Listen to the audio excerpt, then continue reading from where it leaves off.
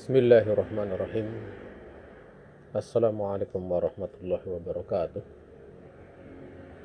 Alhamdulillahirabbil alamin wassalatu wassalamu ala asrofil anbiya'i wal mursalin nabiyyina Muhammadin wa ala alihi wa sahbihi wa man walah wa man tabi'ahum bi ihsan ila yaumil qiyamah. Peserta kajian Kamusa yang dirahmati Allah Subhanahu wa taala, mari pertama kita bersyukur kepada Allah Subhanahu wa taala. Di sore ini kita akan melanjutkan bahasan dari kitab Al-Jami' fi Ahkam wa Adabi Sibyan yang membahas seputar masalah hukum-hukum dan adab di dalam mendidik anak. Kita masih membahas putar pada pasal yang pertama, bukan pasal, tapi bab pertama, yaitu tentang dorongan bagi orang tua untuk mengajari anak-anaknya. Dan 15 pasal sudah kita bahas ya. Sekarang kita menginjak pada pasal yang ke-16 dari bab pertama, yaitu al-farhu inda sama'is sobi min ahlil ilm, yaitu pasal yang membahas tentang bergembiranya orang tua, terutama setelah anaknya berhasil belajar pada ulama, ya, setelah berhasil mendengar ilmu dari ulama.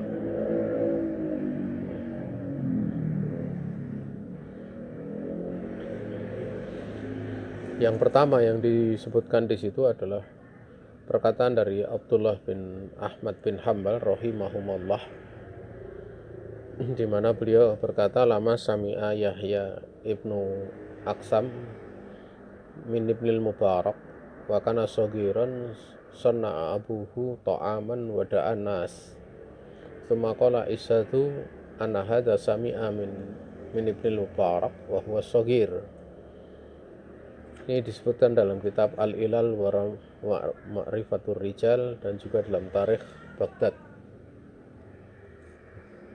Dari Abdullah bin Ahmad bin Hambal rahimahumullah, pada saat Yahya bin Aksam berhasil mendengar ilmu dari Ibnul Mubarak sementara beliau masih kecil, ya, maka bapaknya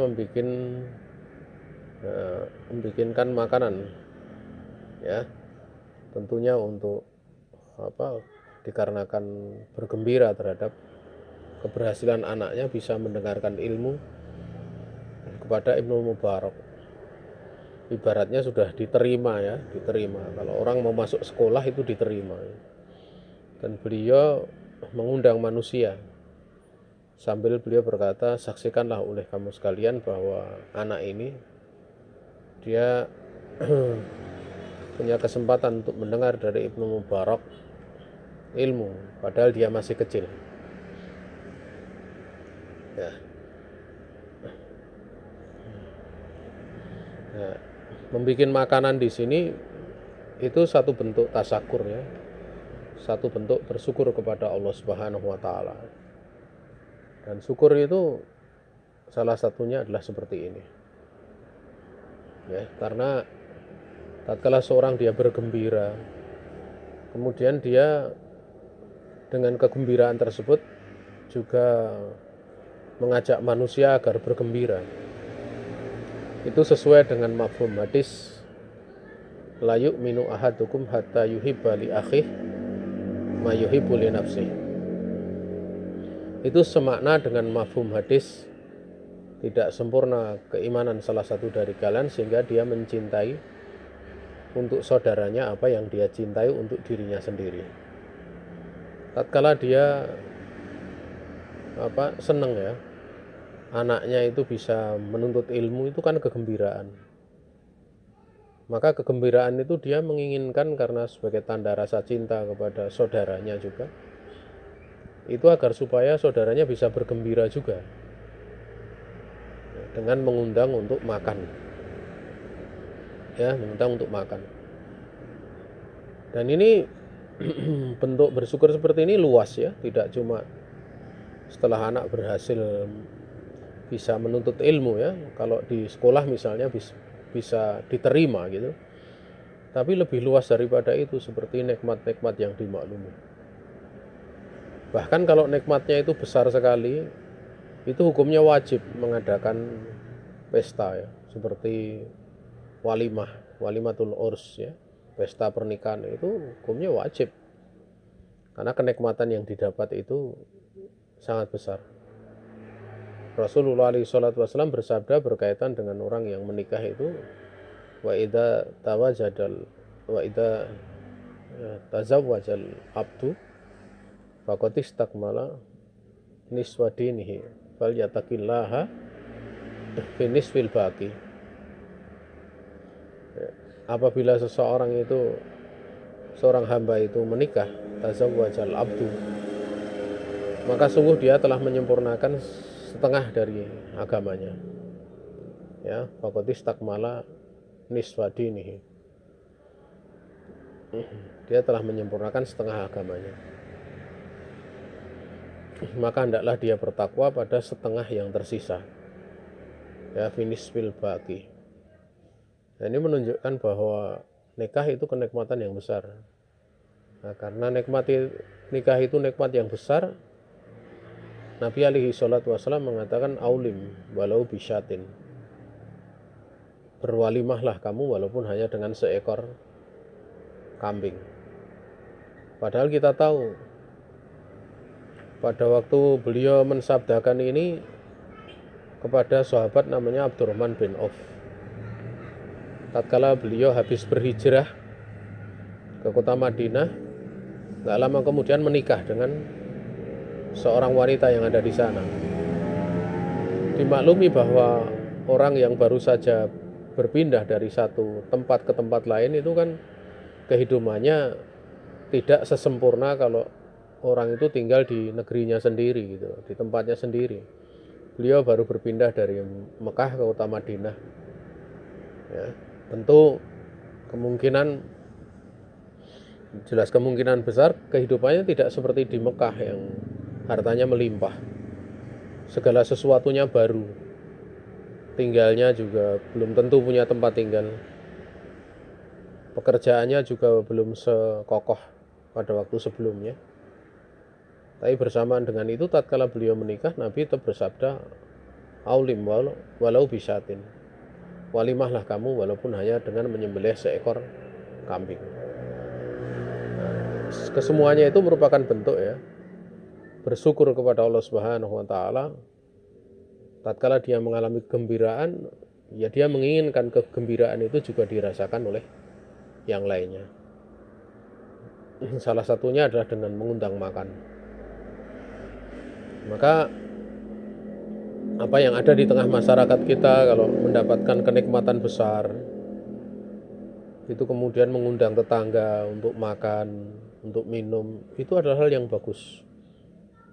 Ya, dikatakan sebagai bentuk tasyakur, satu bentuk bersyukur kepada Allah Subhanahu wa taala.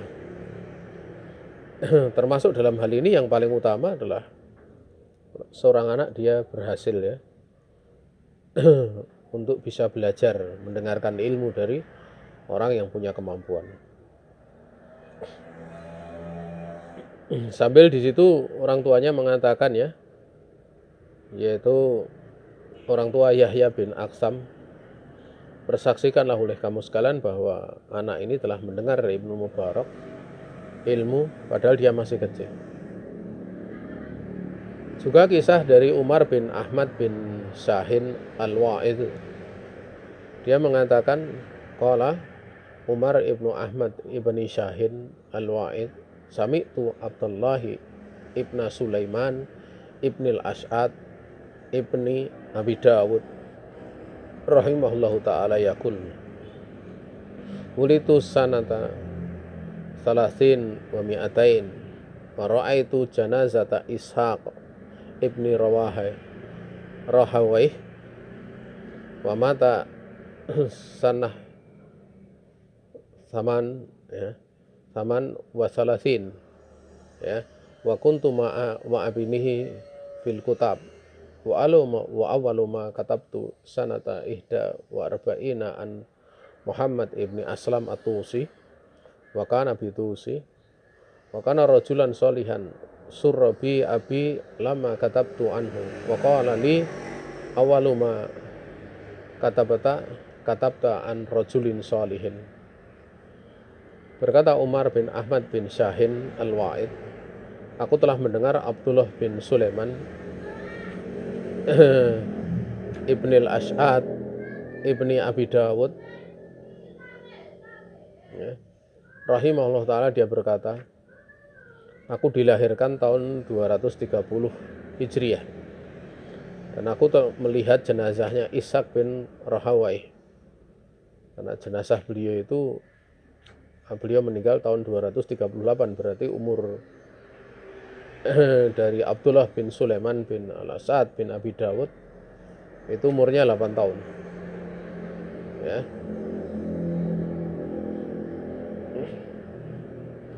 Beliau meninggal, yaitu Ishaq bin Rahawai itu meninggal pada tahun 38, maksudnya 238 Hijriah. Dan waktu itu aku bersama dengan anaknya, yaitu anaknya Ishaq ya, Ishaq bin Rahawai ya, sama-sama belajar di Kutab ya, semacam sekolah dasar ya, semacam SD.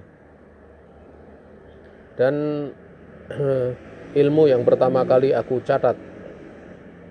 mulai mencatat ilmu itu tahun 241, berarti umur 11. Ihda wa arba'ina an Muhammadin ibni Aslam at-Tusi. Aku mencatat ilmu tahun 241 dari Muhammad bin Aslam at-Tusi ya. Wa kana bi Tusi, dan waktu itu beliau berada di daerah Tusi ya. Dan beliau ini adalah seorang lelaki yang soleh. Maka bapakku pun bergembira dengan keberadaanku manakala aku berhasil mencatat ilmu dari Muhammad bin Aslam at-Tusi. Sambil beliau berkata kepadaku, ya, ilmu yang pertama kali kamu mencatat dari seorang lelaki yang soleh. Jadi ayahnya itu gembira ya. Yaitu maksudnya adalah ayahnya Abdullah bin Sulaiman itu gembira tatkala mengetahui anaknya itu belajar kepada seorang yang soleh, yaitu Muhammad bin Aslam at-Tusi. Di sini tidak disebutkan membuat makanan ya, tapi bergembira ya. Nah, menunjukkan bahwa bergembira seperti ini adalah sesuatu yang dianjurkan ya. Kemudian terakhir yang pernah kita singgung, yaitu perkataan dari Hasan bin Abi Bakar. Dia mengatakan, hadartu inda Abi Amr ibni Samak asma'u minhu fi sanah arba'ina wa salasami'ah wa nadhara ila sagiri sinni babaka wa qala hadartu ma'abi wa ana sabi fi sinnihi indal Hasan bin Sobah az-Za'farani faqala li abi tazawwajta walam tut'imna syai'an thumma zafafta walam tut'imna syai'an wa ruzikta waladan samma'tuhu al-hadisa walam tut'imna syai'an falamma roja ila manzili aslaha hulwatan wa wajjaha biha ilal Hasan bin Sobah. Berkata Hasan bin Abi Bakar ya, aku hadir di sisi majelisnya Abu Amr ibni Samak. Aku mendengar hadis ataupun ilmu itu pada tahun 344 Hijriah.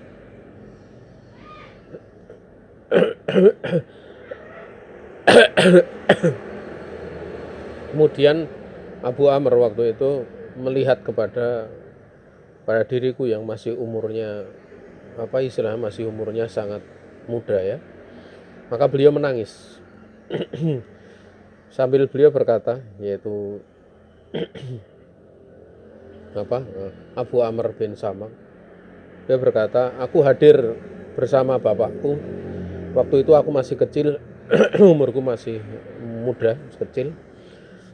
Hadir bersama ayahku di sisi majelis Hasan bin Sobah Az-Za'faroni. Ya, di sisi majelis Hasan bin Sobah Az-Za'faroni.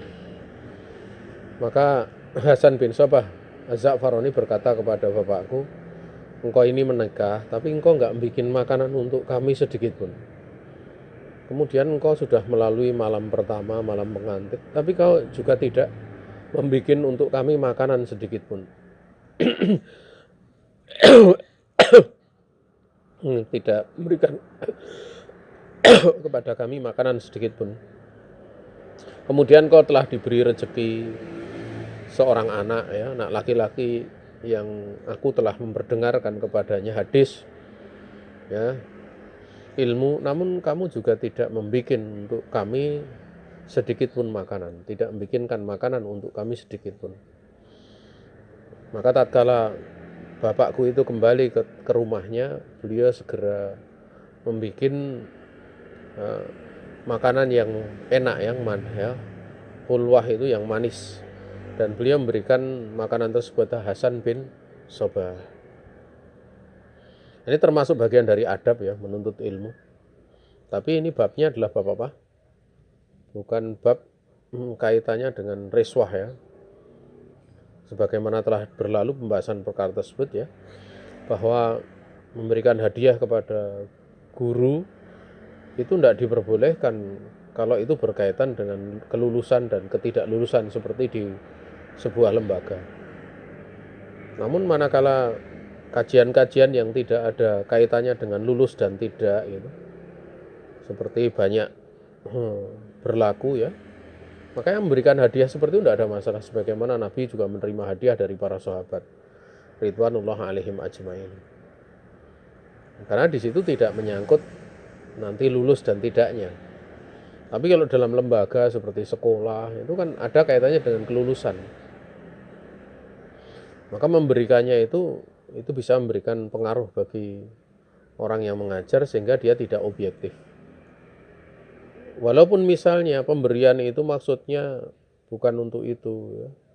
Andaikan anaknya dinilai wali santri memberikan makanan, kemudian anaknya dinilai nilainya tetap nggak bagus juga nggak apa-apa.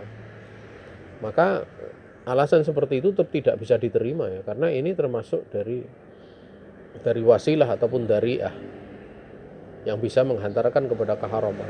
Dan dimaklumi bahwa suatu yang haram dari yang dimaksud itu ada perantaranya. Makanya zina itu dimaklumi hukum haramnya dari zat yang dimaksud. Tapi ada wasilahnya seperti ikhtilat, ya. Kemudian kholwat. Itu semua wasilah.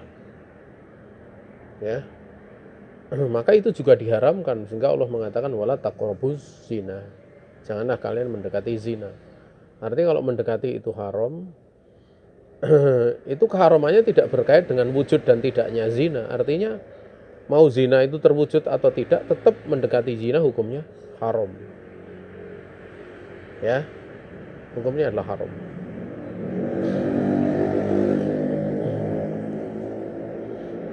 Sehingga di sini apa yang dilakukan oleh Hasan bin Sobah, ya, ini bab adab, ya. Karena tidak layak bagi seorang yang sedang bergembira untuk kemudian tidak menginginkan orang lain, saudaranya, juga mengalami kegembiraan seperti yang dia rasakan. Lebih-lebih kalau itu seorang guru. Guru itu kan dia banyak memberikan kebaikan, kebaikan yang banyak. Kok sampai muridnya bergembira tapi gurunya nggak mendapatkan kegembiraan, itu sesuatu yang tidak layak. Dari si adab itu adalah adab yang buruk, ya. Makanya para sahabat ridwanullahi alaihim ajmain terkadang, ya, para sahabat itu ada yang mendapatkan kenikmatan di tengah jalan, seperti pemberian ataupun upah, gitu. maka sebagian dari yang telah diberikan itu tidak dimakan di perjalanan semua, tapi dibawa di hadapan Rasulullah SAW. Terkadang untuk kepentingan bertanya, tapi di satu sisi juga kepentingan untuk diberikan kepada Nabi. Sehingga Nabiullah Muhammad SAW pun kemudian meminta untuk diberikan. Dan meminta itu bukan kemudian sebagai sebuah celaan, karena para sahabat sendiri sudah menginginkan untuk memberi kepada Nabi, sehingga Nabi sebelum diberi beliau sudah meminta, sehingga betapa gembiranya para sahabat sudah niat untuk memberikan, tapi Nabi kemudian meminta. Nah, saudara kaum muslimin yang dirahmati Allah Subhanahu wa Ta'ala, ini menunjukkan 3 hal ya, bahwa dia berat menikah itu nikmat. Melalui malam pertama, malam pengantin itu nikmat. Dikaruniai anak itu nikmat. Anak setelah dikaruniai anak itu diizinkan untuk belajar kepada ulama, itu adalah nikmat. Sebuah kenikmatan. Sehingga apa yang disampaikan oleh Hasan bin Sobah di sini, pertama adalah untuk mendidik adab, dan yang kedua inilah sebuah kelayakan, kepantasan yang mesti dilakukan gitu. Ya. Makanya kalau ada orang menikah ya, itu biasanya yang akan diundang siapa? Itu guru masuk di dalamnya, guru-gurunya. Ya. Tentunya barangkala itu memungkinkan. Kemudian kita menginjak pada pasal yang ke-17,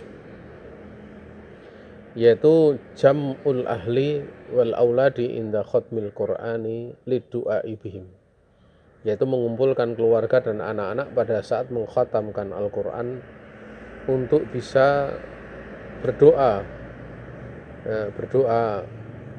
bersama mereka ya.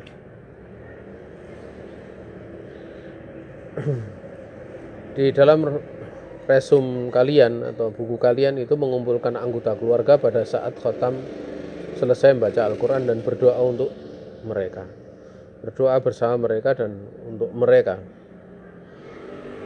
Dan doa seperti ini boleh ya, untuk bersama-sama satu berdoa, yang lain mengaminkan, itu boleh.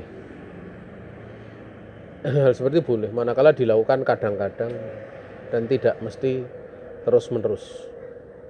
Makanya kalau dalam majelis ilmu itu boleh enggak di akhir berdoa? Ya kalau hanya kadang-kadang diperbolehkan. Ya, satu berdoa yang lain mengaminkan, itu enggak ada masalah. Tapi kalau menjadi sebuah keharusan, nah itu ada pembahasan lain. Ya, ada pembahasan lain. Karena dimaklumi doa setelah ditutupnya majelis itu sudah ada doa kafaratul majlis, subhanaka Allahumma wa bihamdika asyhadu an la ilaha illa anta astaghfiruka wa atubu ilaik. Sudah ada lafaz itu ya. Makanya di majelis dzikir seperti khutbah Jumat ya, Nabi pernah beliau berdoa di dalam khutbahnya. Bahkan beliau pernah berdoa istisqa, meminta hujan di khutbahnya, di dalam khutbahnya. Sehingga di sebagian madzhab, yaitu madzhab Syafi'i, mendoakan, berdoa untuk ampunan orang yang beriman, laki-laki maupun perempuan, itu bahkan disebutkan sampai pada bahasan rukun di dalam khutbah. Ya, walaupun yang lainnya, ulama-ulama yang lain tidak memandang yang demikian. Tapi kalau di tempat kita itu masyhur.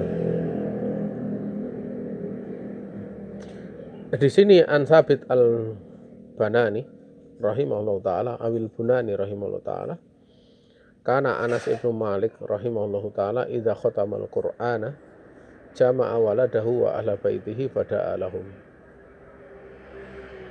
Dari Sabit al-Banani rahimahullahu taala,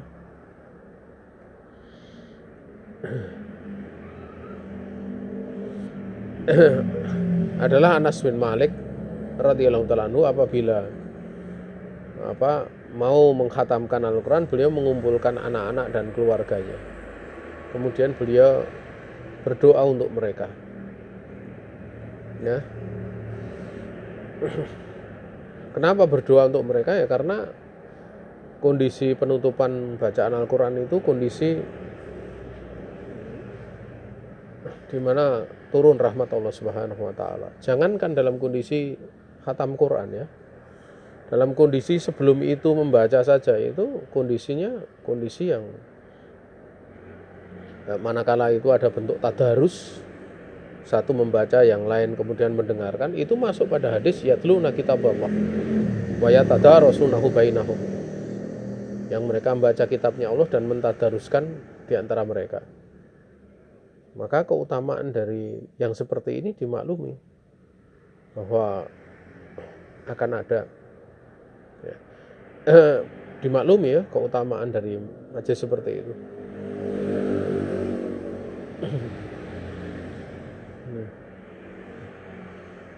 Di mana seperti disebutkan dalam beberapa riwayat itu kan hadir di situ malaikat ya, turun rahmat, turun sakinah, bercurah kepada mereka rahmat, disebut nama Allah mereka di hadapan Allah Subhanahu wa taala, di hadapan majelis yang lebih mulia. Nah, ini kalau kemudian di situ berdoa tidak ada masalah. Demikian pula pada khutbah Jumat itu ya. Khutbah Jumat itu kan imam berdoa gitu. Dan itu majelis zikir gitu. Majelis zikir. Sehingga kalau kemudian mau khatam Quran ya, mengkhatamkan Al-Quran kemudian berdoa, hal demikian tidaklah terlarang. Kemudian dari Sabit pula, qala kana Anas ibnu Malik rahimahullah taala idzastafa ala khatmil Qur'ani bilail baqiya min husai'an hatta yusbiha fayatsma'u au fayatsma'allahu fayakhtimahu ma'ahum. Dari Sabit Al-Bunani dia berkata adalah Anas bin Malik rahimahullah taala apabila beliau mendekati untuk mengkhatamkan Al-Qur'an di waktu malam, beliau membiarkan sebagian dari ayat Al-Qur'an itu tidak dibaca, dibiarkan sehingga sampai subuh. Setelah itu beliau akan berkumpul, mengumpulkan keluarganya dan mengkhatamkan apa yang tersisa tersebut bersama dengan mereka. Ya, bersama dengan mereka. Kebiasaan seperti ini sudah banyak hilang ya. Sangat jarang orang untuk melakukan seperti ini. Ya.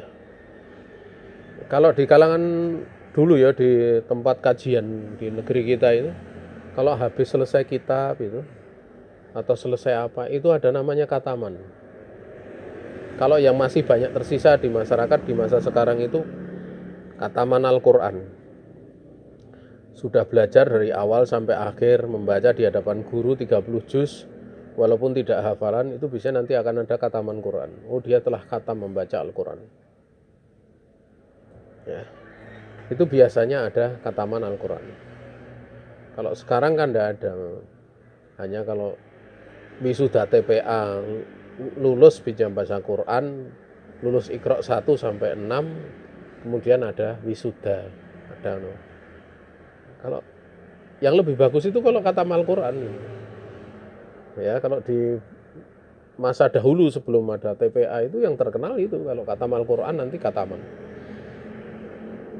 Nanti kalau sudah khatam Al-Quran itu biasanya menginjak belajar kitab ya. Biasanya belajar bahasa Arab dulu. Ya, belajar bahasa Arab dulu, belajar ini itu baru kemudian kitab nanti. Tapi pertama kali mengkhatamkan Al-Quran dulu. Itu kebiasaan yang terjadi di masyarakat kita dan sekarang udah banyak hilang. Ya. Saya sendiri itu ada lembaga di Syiar Sunnah itu ya. Syiar Sunnah itu pernah saya sampaikan kalau habis selesai kitab ya kita khataman gitu. Makan-makan atau apa. Itu saja mungkin masih asing ya.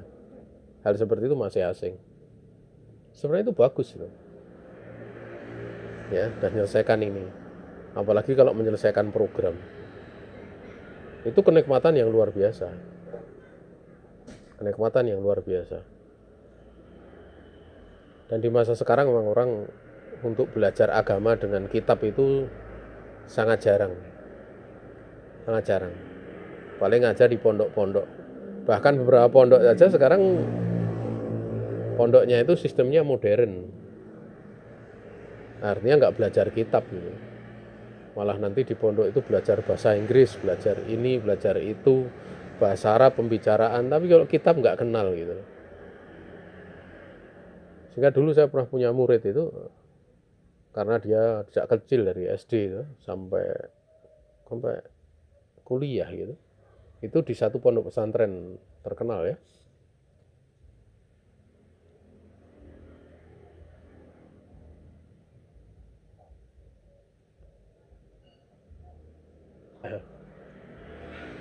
Atau pondok pesantren apa nih, ini HP-nya yang untuk live Facebook baterainya mati ya. Kita lanjutkan. Jadi pernah punya seperti itu. Dia dari kecil ya, dari SD sampai kuliah di situ. Dia pinter bahasa Inggris, pinter bahasa Arab juga pinter. Maksudnya bahasa Arab pembicaraan ya. Tapi suruh baca kitab enggak bisa. Ya karena di sana enggak dipelajari. Kitab-kitab ya enggak dipelajari ya. Ada beberapa kitab-kitab dasar. Kitab-kitab dasar itu pun tidak begitu ditekankan dari sisi nahwiyahnya ya, nahwunya. Ya, pembahasan nahwunya juga enggak begitu ditekankan. Yang penting tahu masalah fikih ini itu, sehingga tidak jarang pakai terjemahan. Ya, pakai terjemahan. Banyak terjadi. Makanya terkadang perlu untuk diketahui ya. Seorang dia mondok, itu pondoknya apa dulu? Ya. Pondoknya pakai kitab ya. Lah kalau pondok pakai kitab ya, kitab tentu kitab yang asli kan. Kita yang berbahasa Arab, misalnya ngajarnya pakai kitab bahasa Indonesia kan jadi ya gimana lah gitu. Karena banyak perkara itu beda antara bahasa Arab dengan bahasa Indonesia dari sisi makna, demikian pula dari sisi gramatikalnya ya, dari sisi nahwunya itu beda ya. Dan perbedaan dari gramatikal itu berpengaruh di dalam mengambil hukum gitu. Makanya di dalam ilmu usul kita akan dapati ya, bagaimana begitu dekatnya antara nahwu itu dengan usul gitu. Artinya banyak faedah nahwu itu dipakai di dalam usul fikih itu. Membangun ijtihad di dalam permasalahan fikih ya. Kalau itu berpengaruh pada hukum ya, kalau nggak tahu ya otomatis ya dia akan memahami berbagai macam permasalahan hukum itu tidak sesuai dengan kaidahnya gitu, tidak sesuai dengan alur kaidahnya, dan itu akan menjadikan memahami agama tidak sebagaimana kelayakannya. Jamaah yang dirahmati Allah Subhanahu wa taala. Kemudian dari Yusuf bin Asbat rahimahullah taala, wa sa'alahu rajulun faqala ya Aba Muhammad matakul idza khatamtal Qur'an. Qala aqulu 50 marrah Allahumma la tamkutni. Qala rubbama kana ibni kharijan fa antadiruhu hatta yaji'a la'alallah an yanzila alaina ar-rahmatan. Dari Yusuf bin Asbat rahimahullah ta'ala, ada seorang laki-laki bertanya kepada Yusuf bin Asbat. Dia berkata, lelaki ini, wahai Aba Muhammad, kunyah dari Yusuf bin Asbat, apa yang kamu ucapkan ketika kamu mengkhatamkan Al-Quran? Maka beliau berkata, yaitu Yusuf bin Asbat, aku mengatakan 50 kali, wahai Allah, jangan engkau murka kepadaku, wahai Allah, jangan engkau membenci kepadaku ya. Kemudian Yusuf bin Asbat melanjutkan, terkadang anakku itu sedang keluar. Tatkala aku mengkhatamkan Al-Quran, terkadang anakku itu sedang keluar, maka kemudian aku nanti sampai anakku itu datang. Mudah-mudahan Allah Subhanahu wa taala itu menurunkan kepada kami rahmatnya, sehingga pada saat dikhatamkan ada dia, ada anaknya. Ada dia, ada anaknya. Dan bagus ya, ada majelis tentang hafal Quran itu bagus ya. mempelajari Al-Quran itu mulia ya. Dari mempelajari lafadz-lafadznya, mempelajari tafsirnya, mempelajari maknanya, mempelajari untuk bagaimana cara mengamal, semua mulia ya. Kalau para ulama dahulu ya, seperti murid-murid Abdullah bin Abbas radhiyallahu ta'ala anhuma, itu kadang berkumpul ya, seperti Mujahid ya, dan yang lainnya itu kumpul. Mereka membaca Al-Quran, kemudian yang lain membuka mushaf untuk ngecek gitu loh. Ngecek bacaannya, sudah berubah atau enggak. Karena bacaan Al-Quran itu hafalan bisa berubah. Dan biasa kalau sudah khatam itu nanti diundang tokoh ya atau orang soleh dari situ ya, untuk kemudian doa dan yang lain sebagainya. Itu enggak ada masalah seperti itu. Ya. Saya sendiri punya cita-cita ya suatu saat itu. Punya cita-cita untuk membuat seperti itu. Dari murid-murid yang hafal Al-Quran dikumpulkan, kemudian bisa mengadakan kajian putar misalnya kayak ini tempat si fulan ya, nanti gantian bulan depan di tempat fulan, nanti kajian di tempat fulan. Itu akan menjadikan sarana untuk menjaga hafalan, juga untuk beribadah ya. Beribadah juga yang punya rumah dia akan mendapatkan kebahagiaan karena rumahnya digunakan untuk membaca Al-Quran, untuk beramal soleh. Banyak orang kumpul di situ, orang-orang soleh dan solihah itu hal yang bagus, yang tentunya diharapkan ya dia sendiri yang sebanyak membaca Al-Quran di rumah kan gitu. Tapi itu adalah hal yang bagus, kebersamaan seperti itu menjadi terjaga gitu, jadi terjaga. Ya. Kalau kebiasaan masyarakat yang dulu ya itu, kalau punya rumah baru itu biasanya ya, saya telepon punya teman itu tanya pada saya waktu itu, gimana ya, saya punya rumah mau tak tempati baru, bagaimana kalau kita ngaji, kita gunakan untuk ngaji, sebelum saya tempati kita ngaji sambil nanti saya nyembelih kambing atau apa gitu, atau makan-makan gitu ya, bagus gitu. Akhirnya dia waktu itu ngajak saya ya untuk beli ini makan, untuk beli ini kemudian nyembelih dan diundang kajian. Ada yang kajian ceramah, juga ada yang kajian semaan nyemak. Di situ ada hafidnya yang membaca ya. Waktu itu kami diminta untuk jadi yang tas menyemak ya, menyemak hafidnya ya. Hafidnya gantian, nanti malam ini, besok ini gitu. Itu selama 2 hari kalau tidak salah ya, 2 atau 3 hari gitu. Nah itu adalah hal yang bagus, dan ini tidak ada bentuk kemudian mensyariatkan ya, enggak, itu bukanlah mensyariatkan ya. Dari isi mana seperti itu mensyariatkan, tetapi bahwa satu tempat yang di situ digunakan untuk taklim, digunakan untuk membaca Al-Quran, itu ada pengaruh gitu, pengaruh yang bagus ya, pengaruh yang bagus. Sebagaimana tempat ya, masjid itu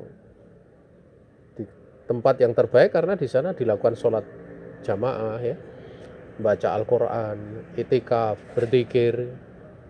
Dan jangan lupa ya, bahwa rumah itu hendaknya jangan dijadikan seperti kuburan, sehingga kalau sholat sunat juga dilakukan di rumah ya.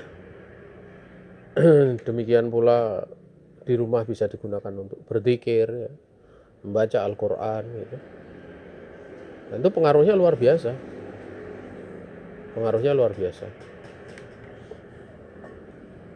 wallahu ta'ala a'lam. Kemudian di sini ya, mu'alif daripada kitab ini Al-Jami' fi Ahkam wa Adabi Sibyan, itu beliau mengatakan wa hadzal fi'lu mahjurun baina katsiri minal muslimin al-yaum ila man rahimallah. Aku katakan perbuatan seperti ini, yaitu mengkhatamkan Al-Quran, nunggu anak, keluarga, kemudian doa untuk mereka, itu terhalangi Perbuatan seperti ini sudah terhalangi di tengah kebanyakan kaum muslimin di hari ini, kecuali orang yang Allah rahmati. Padahal kalau kita lihat dari salaf, Sabit Al-Bunani itu dia adalah muridnya Anas bin Malik ya. Dan dia melihat prakteknya Anas bin Malik seperti itu. Lebih-lebih Anas bin Malik sendiri itu beliau putranya memang banyak ya, anaknya banyak. Ya. Kemudian beliau menyebutkan sababu hirsis salaf ala doa inda khatmi. Dan sebab kenapa orang salaf, orang dahulu itu semangat di dalam berdoa pada saat khatam Al-Quran. Ya annahum sami'u ana inda kulli khatmatin da'watan mustajabatan wa anna rahmah tangzilu inda khatmil Quran. Maksudnya mereka mendengar bahwa tiap ada pengkhataman Al-Quran itu ada kesempatan untuk doa yang diijabahi. Kita tahu bahwa orang yang membaca Al-Quran saja itu di beberapa riwayat disebutkan keutamanya dia akan diberi oleh Allah pemberian-pemberian yang dipinta oleh orang-orang yang meminta. Dia akan diberi pemberian walaupun dia nggak berdoa. Itu orang yang baca Al-Quran. Karena orang yang baca Al-Quran itu Masya Allah ya, dia mentadaburi. Demikian pula di dalam bacaan Al-Quran itu sendiri ada doa kan, ada doa-doa. Kalau kita membaca Al-Fatihah saja tetap berlaku amin pada waktu ihdinas siratal mustaqim siratal ladzina an'amta 'alaihim ghairil maghdubi 'alaihim waladdallin. Itu ada amin gitu loh. Padahal jelas orang membaca Al-Quran, baca Al-Fatihah di waktu sholat itu bukan untuk berzikir, tapi untuk qiraatul Quran. Tetapi tetap berlaku doa yang dibacanya. Maka di situ ada isyarat ya, bahwa setiap ayat Al-Quran yang dibaca gitu, isinya doa, itu orang yang membacanya itu meniatkan selain qiraatul Quran berdoa, itu boleh gitu. Bahkan itu dianjurkan. Sehingga berapa banyak orang yang membaca Al-Quran, yang hafal Al-Quran itu berapa banyak dia berdoa. Karena doa yang dikumpulkan di dalam Al-Quran itu banyak kalau isinya. Bahkan sebaik-baik doa itu doa yang ada di dalam Al-Quran. Kenapa dikatakan demikian?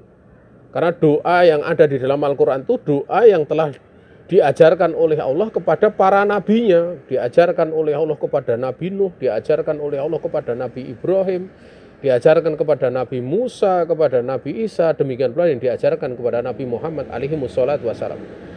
Dan juga yang diajarkan kepada para rasul, para nabi selain daripada yang 5 itu. Berarti kan itu sebaik-baik doa. Makanya kalau orang baca Al-Quran, dia senantiasa istilahnya membaca Al-Quran itu Masya Allah ya. Ya. Makanya orang yang rajin baca Al-Quran itu sebenarnya tidak perlu khawatir gitu. Tidak perlu khawatir, karena ini sibuk itu, dia akan ibaratnya dia selain mendapatkan pahala di dalam berdoa, pahala membaca Al-Quran, juga secara umum dia termasuk orang yang mengingat Allah.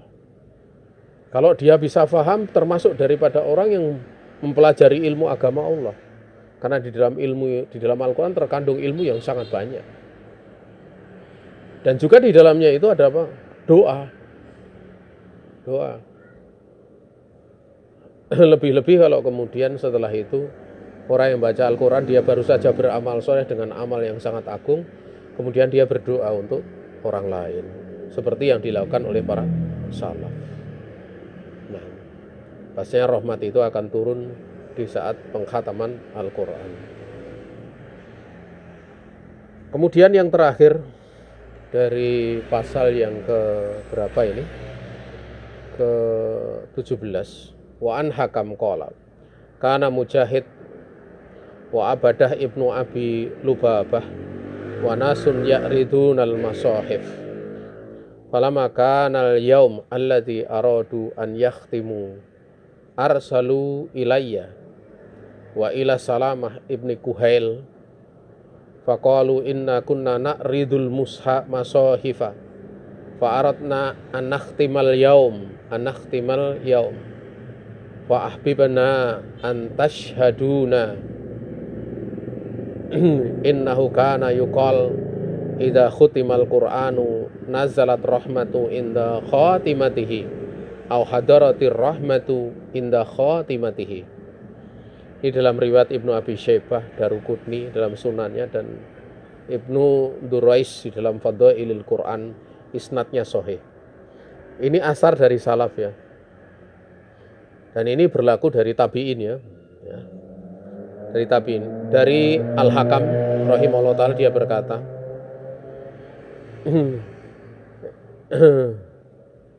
biasanya Mujahid itu muridnya Ibnu Abbas, dan Abadah bin Abi Lubabah, serta orang-orang yang ya'ridunal masahif, yang mereka membaca dengan menghamparkan pada mushaf sambil memeriksa hafalannya kepada mushaf. Tatkala di hari di mana mereka ingin untuk mengkhatamkan Al-Quran yang dibacanya dengan disemak pakai mushaf ya, maka mereka akan mengutus utusan kepadaku dan kepada Salamah bin Kuhail ya. Mereka berkata, yaitu utus hati Mujahid ini melalui utusan-utusnya Abadah bin Abi Lubabah, mereka berkata, sesungguhnya kami itu na'ridul masahif, kami itu kemarin sudah membaca bacaan ya, dengan menghamparkan mushaf, dengan meneliti bacaan kami pada mushaf ya. Maka kami akan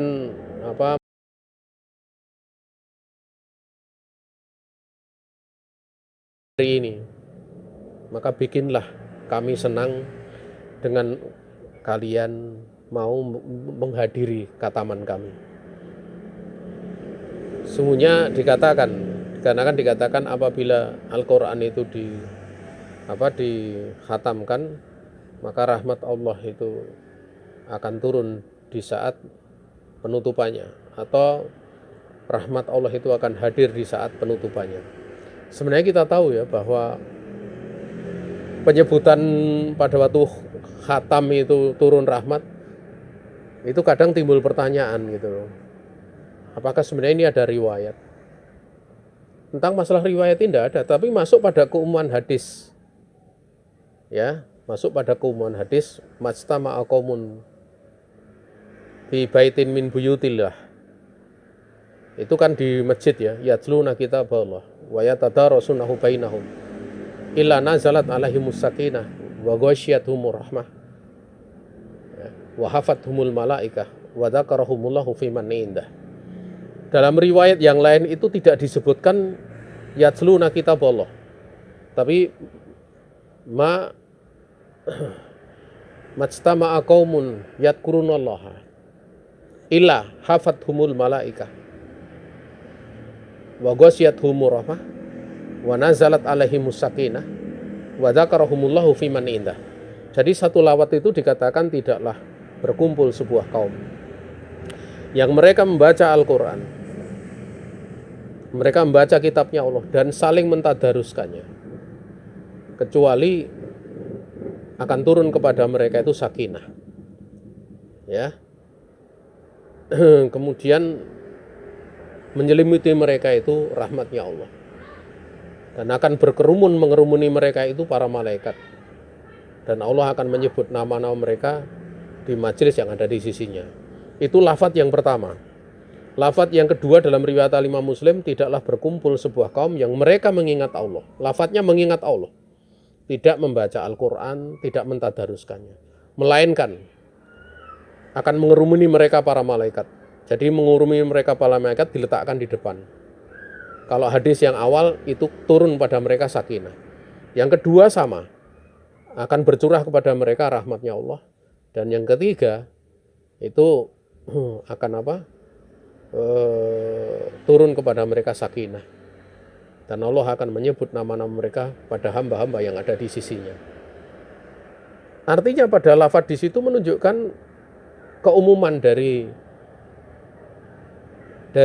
membaca Al-Quran. Kalau dari ayat yang pertama, dari hadis yang pertama, jelas itu membaca Al-Quran, rahmat turun. Artinya di situ rahmat turun tidak cuma pada saat khatam Al-Quran, tetapi pada saat setiap belajar, setiap membaca, setiap mentadaruskan. Kemudian kalau yang kedua dengan lafaz dzikir, maka bacaan Al-Quran termasuk daripada akhossu dzikr, khususnya dzikir yang khusus, paling khususnya dari bentuk berzikir kepada Allah Subhanahu wa taala.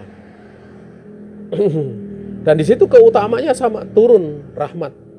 Sehingga kalau kemudian dikatakan di akhir itu akan turun rahmat, itu yang dimungkinkan itu adalah bahwa di akhir itu sangat diharapkan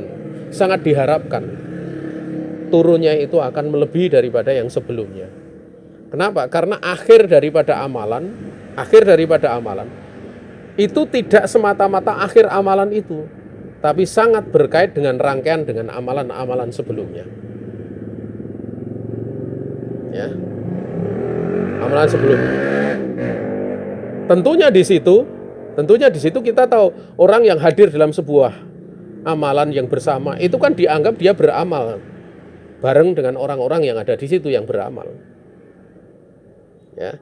Sehingga kalau di situ ada orang yang dari awal membaca Al-Quran sampai akhir, maka yang hadir terakhir, misalnya dia akan mendapatkan keutamaan dari orang yang beramal tersebut, dari amalan orang tersebut. Sehingga dia ikut di situ. Walaupun dia tidak ikut dari awal. Inilah faedah yang besar gitu. Nah, faedah yang besar. Dan itu dimaklumi. Bahkan kalau kita lihat ya, para sahabat ridwanullahi alaihim ajmain. Sahabat itu, kita tahu yang paling utama itu adalah sabiqunal awalun. Orang yang awal dari Muhajirin dan Ansor. Tapi ada sahabat yang masuk Islam belakangan setelah Fathul Makkah. Tetap yang setelah Fathul Makkah itu punya keutamaan. Karena dia ikut sama-sama menjadi sahabat Nabi. Bahkan yang terakhir kali sekalipun menjadi seorang sahabat Nabi, dia tetap sahabat Nabi. Sehingga dikumpulkan bersama dengan orang-orang utama. Bahkan orang yang tidak pernah bertemu dengan Nabi saja, tapi menjadi sebab pensyariatan sesuatu, yaitu Raja Najasyi. Itu pun dikelompokkan menjadi sahabat, padahal beliau belum pernah ketemu dengan Nabi alaihi salatu wassalam. Ya, kenapa? Karena di situ ada amal kebersamaan bersama Nabi yang menjadikan sebab dia amal itu berlaku untuknya, yaitu sholat jenazah, yaitu sholat gaib. Beliau meninggal, kemudian Nabi dan para sahabat mensolatkan gaib. Artinya apa? Rasulullah dan para sahabat itu mensolatkan gaib terhadap jenazahnya siapa? Raja Najasyi. Berarti kan Raja Najasyi itu seolah-olah jenazahnya hadir di hadapan Nabi alaihi salatu wassalam. Dan dia sahabat Nabi alaihi salatu wassalam. Sehingga apa yang dikatakan oleh beliau, yaitu yuqal idza khutimal Qur'an nazalat rahmah inda khotimatihi au hadarati rahmatu inda khotimatihi. Ini sesuatu yang tidak ada masalah gitu. Tidak bertentangan dengan nas-nas yang ada. Walaupun ini tidak dikatakan sebagai sebuah hadis dari Nabi alaihi salatu wassalam. Tetapi yang difahami demikian dari salaf, dari orang-orang sekelas Mujahid, sekelas dari Abadah Ibnu Abi Lubabah, kemudian siapa? Al-Hakam, juga Salamah bin Kuhail, itu menunjukkan bahwa perkara ini perkara yang sangat bagus, tidak selayaknya kita kemudian mengatakan mana dalilnya. Ya, kan seperti itu tidak ada dalil. Ya, orang mengatakan tidak ada dalil karena dia nggak paham bagaimana cara mengeluarkan dalil. Selesai pembahasan kita di kali ini. Masih tersisa 2 pasal, yaitu pasal yang ke-18 dan pasal yang ke-19. Sebelum kita menginjak pada bab yang kedua, yaitu babu ikhtiyaril aba mu'allimil abna. Bab bagaimana orang tua memilihkan untuk anaknya itu pengajar. Ini saja yang bisa disampaikan. Ada salah semata-mata kekurangan diri saya dan dari syaitan, saya istighfar kepada Allah Subhanahu wa taala.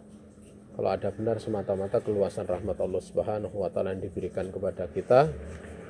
Kalau ada pertanyaan, kami persilahkan. Ya. Atau saya baca di grup dulu.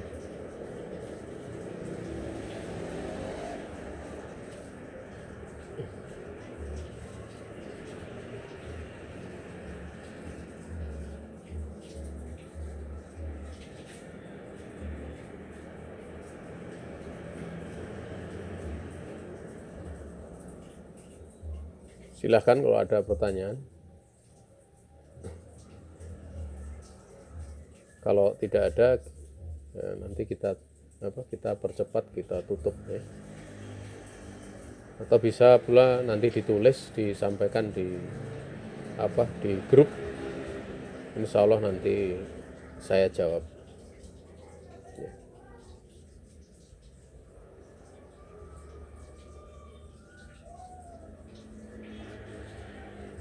Silahkan, ada pertanyaan?